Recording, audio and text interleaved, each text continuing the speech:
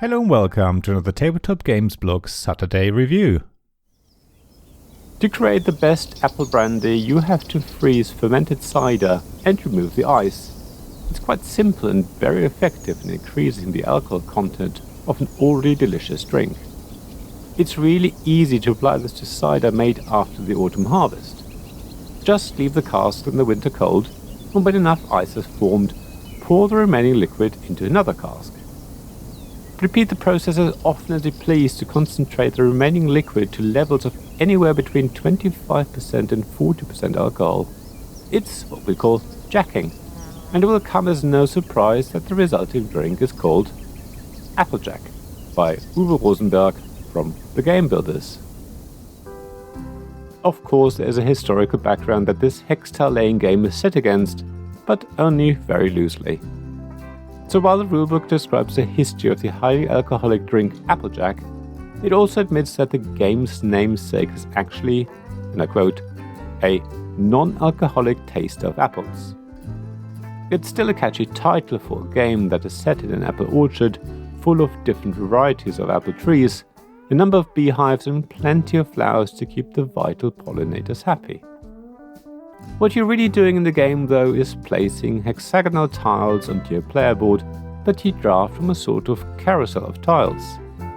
It's actually more of a spiral, and it's not the tiles that rotate, but instead a dice makes its way from the edge of the market board towards the center on a helical path. It might sound confusing, but in reality it's really straightforward. It's all there in front of you, printed on the center board. Once you know what the symbols mean, you can play the game without having to refer to the rulebook ever again. The thing is, the graphic design and illustrations are maybe a tiny bit too subtle, and the rulebook doesn't necessarily point it all out to you either. There are so many clues there to help you play the game, but it's not immediately obvious that they are there. Once you've worked it out, though, the game really flows, showing how clever the choice of symbology really is. The gameplay is pretty simple. On your turn, you take one of the tiles on either side of the dice's current location. That's up to 4 at the beginning of the game, but more likely only 2 or 3 later on. That's quite neat and means that you have more choice when you start and when your orchard is still empty. Once you have chosen and paid for your hex, you place it anywhere on your player board. Well, that is, on any of the pre-printed hex locations, of course, and not on top of an already placed tile. Otherwise, though, you have free reign. You don't have to place tiles next to each other or anything. The orchard is your oyster, so to speak. Mind you, there are certain things you do want to consider. Tiles have beehives printed on them, which show the cost of the tile.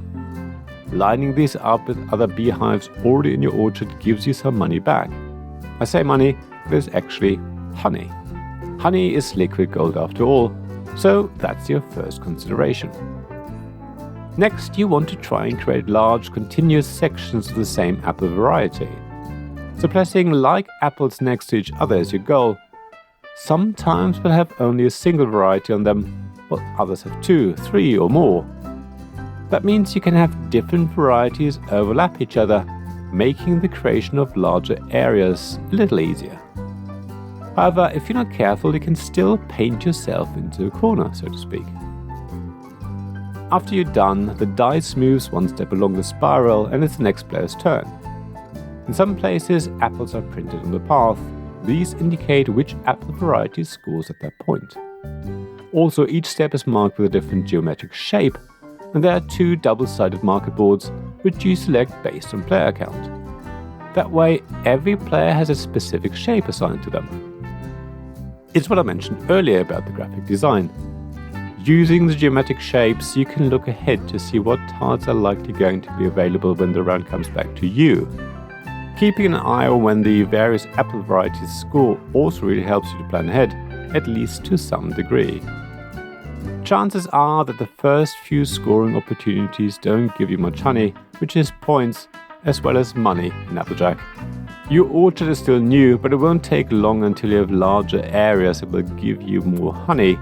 Even so, you're still going to miss out on points for some varieties which you haven't been able to develop yet. If you do it right though, you will have a well-balanced orchard with every possible variety present in large numbers. That's the trick though.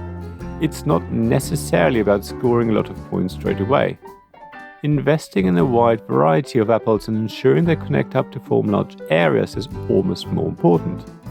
After all, at the end of the game you get additional and possibly a large number of points for having more varieties present in the orchard with a minimum size. There are other ways to get points as well. Cleverly placing your beehives can make a good amount of honey points. Flowers also score a good chunk of points, especially if you add them to your orchard early. Having many ways to victory is great, but at the same time is what makes Applejack such a wonderfully challenging puzzle. Not only are you trying to find the perfect tile, but you also need to find the perfect spot for it. It's absolutely delicious when you can find the perfect solution. It really tickles your brain cells and makes them fire at full pelt, without making the game too overwhelming a challenge. Something else to bear in mind is that Applejack is mostly a multiplayer solitaire game. The only way to interfere with other players is to choose a tile that the next player desperately wants. However, it takes enough focus to work out what's right for your orchard that you're unlikely to know what the person on your left is looking for. You're all really just puzzling out your own puzzle. Overall, Applejack is a wonderful game. The components are really good quality with the cardboard thickness ensuring the game will last a long time, and the illustrations are really lovely and fitting. Personally, I don't like the cardboard honey money point tokens and would prefer poker chips, but maybe that's really only my personal preference. I just think the single point tokens are too small and too fiddly. Other than that, the rulebook is well written and the game is easy to pick up.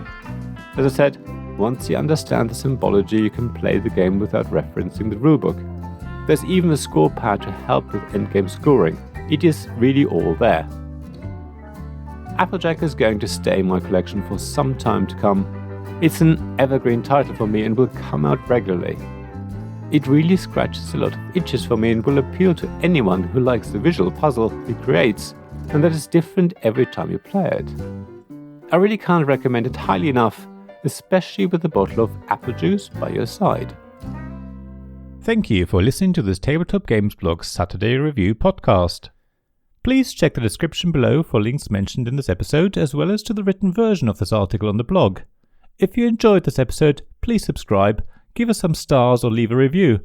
Please also tell your friends about me, and if you want to offer financial support, check out my Patreon and Ko-fi pages, links to which you'll find in the blog at tabletopgamesblog.com. So thank you again for listening, and I hope to see you again soon. This podcast was made possible by the generous help of my supporters. Royal Patron Sean Newman, Magic Champion John Risley, Castle Guards David Miller and James Naylor, Dice Masters Alex Bardi, Paul Grogan and Robin Kay, and Shining Lights Jacob Davis, Gavin Jones, Sarah Reed and Richard Simpson.